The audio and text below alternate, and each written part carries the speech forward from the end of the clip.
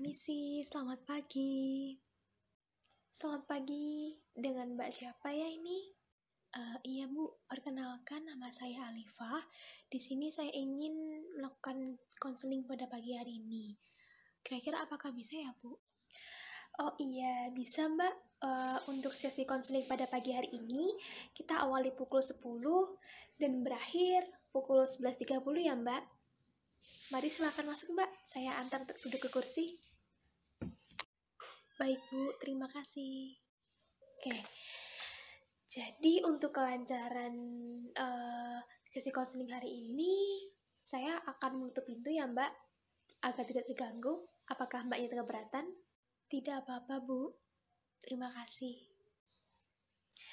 Baiklah Mbak, gimana Mbak kabarnya hari ini? Oh ya, sebelumnya Mbaknya ini asalnya dari mana ya? Alhamdulillah baik Bu.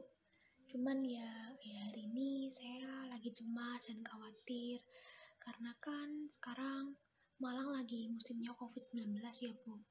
Apalagi saya sekarang itu tinggal di Telakomas, jadi sangat was-was. Iya Mbak, saya paham. Banyak klien saya yang juga cemas Mbak akan hal ini. Oh iya, Mbaknya ini dari Telakomas, dekat sini ya Mbak? Kesini naik apa Mbak? Nah iya Bu, maka dari itu saya ingin berkonsultasi dengan Ibu. Dan kebetulan saya kesini naik sepeda motor Bu. Oh begitu, Mbaknya dengan senang hati saya siap membantu permasalahan yang Mbak hadapi terkait COVID-19 ini. Bagaimana Mbak? Ada sesuatu hal yang mengganggu?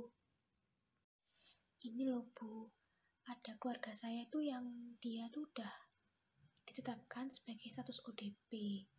Dan gejalanya itu sudah menunjukkan Bu kalau dia itu memang terkena penyakit corona ini. Ya walaupun belum 100% sih, tapi kan sama aja Bu. Gimana ya Bu caranya mengatasi kecemasan saya? Sebentar.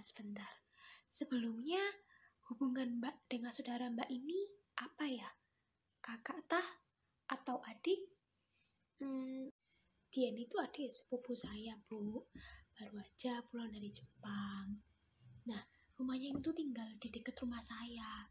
Jadi saya tuh ya gimana kalau dia mau main ke rumah kan saya terima gitu Bu. Baik.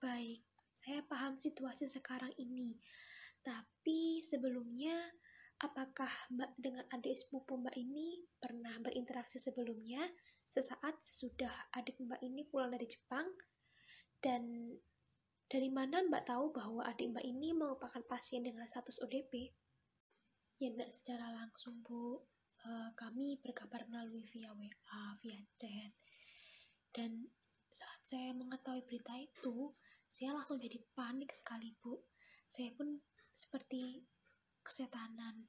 Saya tuh sempat kayak membeli hand sanitizer yang banyak, terus masker yang banyak. Jadi panik bayar gitu loh Bu.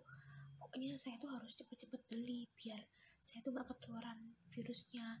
Dan saya pun sempat gak mau keluar ke rumah sedikit pun Bu. Saya benar-benar di rumah aja, menutup diri saya gitu Bu. Dan saya mengetahui berita ini tuh dari tante saya yang juga merupakan ibu dari adik sepupu saya ini. Baik. Siapapun orangnya pasti akan merasakan hal tersebut Mbak bila berhadapan dengan seseorang yang terindikasi menjadi pasien COVID-19.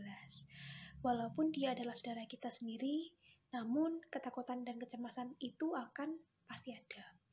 Selain itu, apa ada hal lain yang Mbak rasakan akhir-akhir ini? Terima kasih Bu sudah memahami saya. Ya mungkin di sini tuh tentang bagaimana cara saya mengatasi kecemasan saya yang berlebihan, tidak mudah menjudge orang lain dengan pandangan yang negatif, dan juga tidak terburu-buru dalam mengambil kesimpulan, apalagi dalam situasi pandemi yang sangat berbahaya ini Bu. Baik. Ya Mbak, wajar kalau orang-orang sekarang ini tuh mengalami apa yang Mbak rasakan. Khususnya biasanya orang-orang tua yang sangat khawatir apabila anaknya terkena kasus ini. Tapi besar harapan bila Mbaknya mulai sekarang tenang dan mengontrol diri dan ego untuk tetap tenang menghadapi musibah ini. Saya yakin, Mbak, di luar sana juga banyak sekali orang-orang yang khawatir. Dan jika terus-terusan dibiarkan, maka yang ada nanti banyak bisa stres loh. Sama berbahayanya dengan corona, Mbak. Hati-hati. Iya, Bu. Tapi kan hanya saja ini adik saya ini dekat rumah saya tinggalnya hanya beberapa blok saja. Dan bagaimana kalau sudah ada tetangga yang terkena, Bu?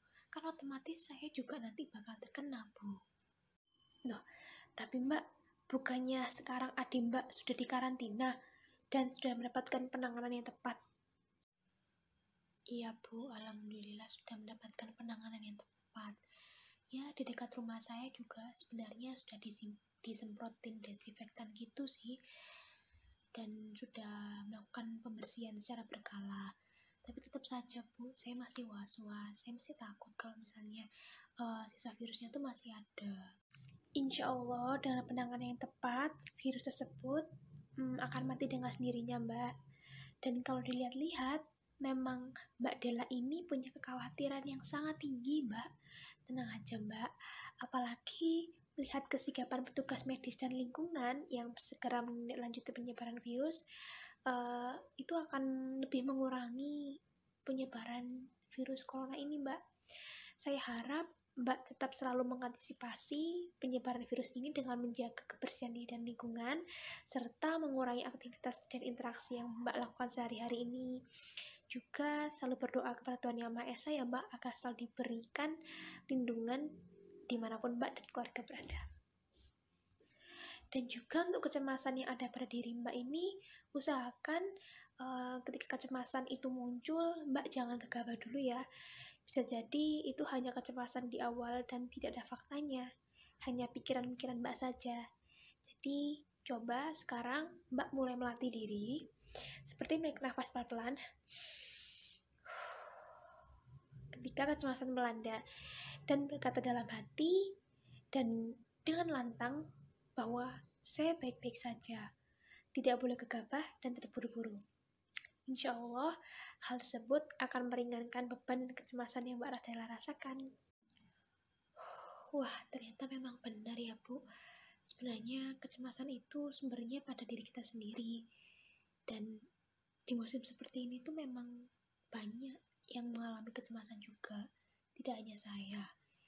Dan saya pun bisa kesini pun juga karena keyakinan saya kalau saya nggak akan kenapa-napa.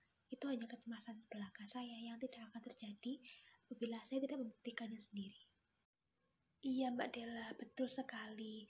Oleh karena itu, saya harap Mbak Della ini dapat menerapkan teknik-teknik yang sudah saya jelaskan tadi, yaitu teknik pada kecemasan. Dan selalu menjaga kesehatan ya, Mbak. Baik, kira-kira ada lagi Mbak yang ingin ditanyakan? Insya Allah sudah, Bu. Insya Allah sudah cukup jelas. Dan saya sudah lega. Terima kasih, Bu. Baik, apabila sudah tidak ada yang ingin ditanyakan, saya akan akhiri sesi konseling ini ya, Mbak. Jadi, garis besarnya ini, Mbak Della itu masih penuh kecemasan dan kurang dapat mengontrol emosi dan kekhawatiran ya, Mbak. Tidak apa-apa, wajar kok cemas dan khawatir itu, tapi jangan sering-sering. Saya sarankan untuk Mbak berkonsultasi kembali apabila dirasa kecemasan yang ada pada diri Mbak itu makin menjadi-jadi dan tidak hilang, Mbak. Karena keterbatasan waktu. Jadi sesi konseling hari ini kita akhiri ya, Mbak. Baik, Bu. Terima kasih. Apabila nanti ada yang perlu saya omongkan lagi, saya akan segera menghubungi Bu dan kita akan melakukan sesi konseling kembali. Sama-sama, Mbak Della. Dengan senang hati saya membantu Mbak. Mari Mbak, saya antar keluar Mbak.